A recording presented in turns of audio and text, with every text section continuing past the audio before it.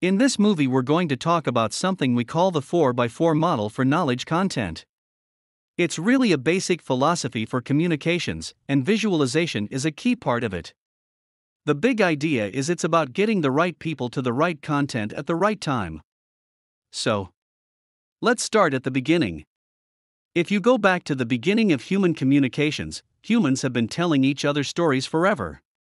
But if you look forward to today, and you think about where we're telling each other these stories, where this content lives, it lives out in this Galilean model of the universe, where all these conversations are happening out on the web, on YouTube, on Facebook, on Twitter.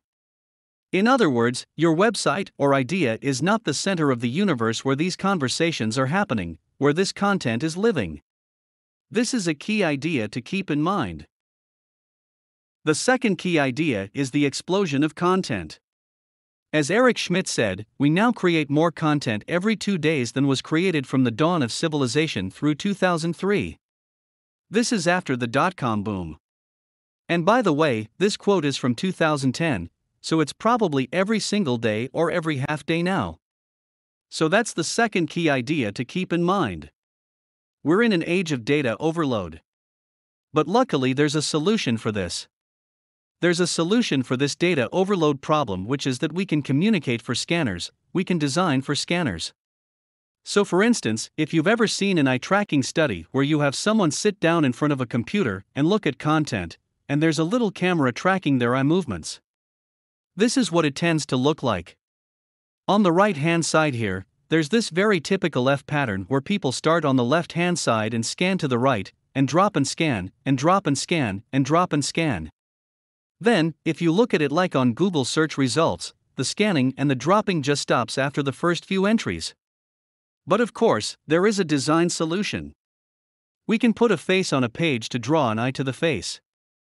We can put elements on the page to draw the eye. We can solve this problem through good design. Interestingly, there are extra tricks we can use. For instance, if you turn the face towards the content, not only will people look at the face, but they'll look where that face is looking. So, we have techniques to solve this issue. Here's the third big idea. It's actually been shown by a study done at Northwestern University a few years ago that information overload is actually a myth. While we sort of feel overwhelmed at times, we actually are generally empowered by the choices we have available to us online. But we are generally questioning the accuracy of the information we are getting online. The 4x4 model was designed to solve and address these issues that we're facing right now. You want to create content on 4 levels, and you want to bake into that content 4 key components as much as you possibly can. What you have are these 4 levels of content that is called the water cooler, the cafe, the research library, and the lab. So, what is the water cooler?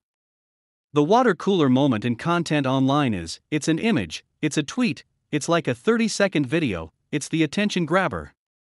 So, like at a Monday morning, you might be standing around the water cooler having conversation about that weekend's Boston Bruins hockey game, and maybe 3 of you are standing around, and 2 of you are big hockey fans.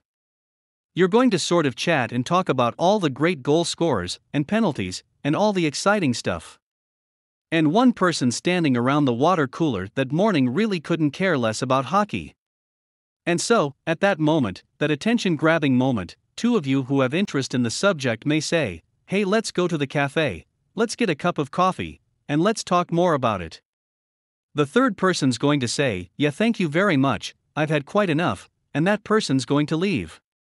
So, we've lost one person from that next step into the conversation, and that's okay. That person did not belong. They're not our audience for this content. So, the 2 of you go to the cafe, and you have a longer conversation. So online, that's the blog post, that's a short article, that's a 3 to 5 minute video. And so, we're stepping into deeper content by enticing people, and they're going to self-select based on their interest in the conversation, in the topic.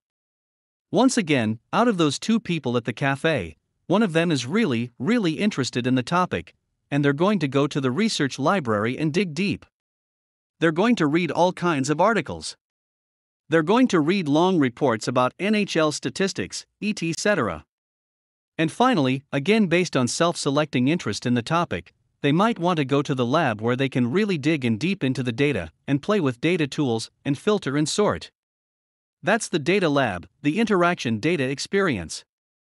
So, these are the 4 levels of content, and, as mentioned before, it's really all about getting the right people to the right content at the right time.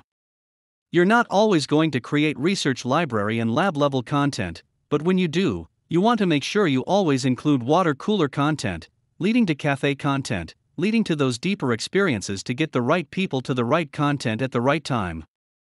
And as mentioned before, the 4 key components, visualization, storytelling, interactivity, and shareability, the more you can bake these components into your content, the better off you'll be.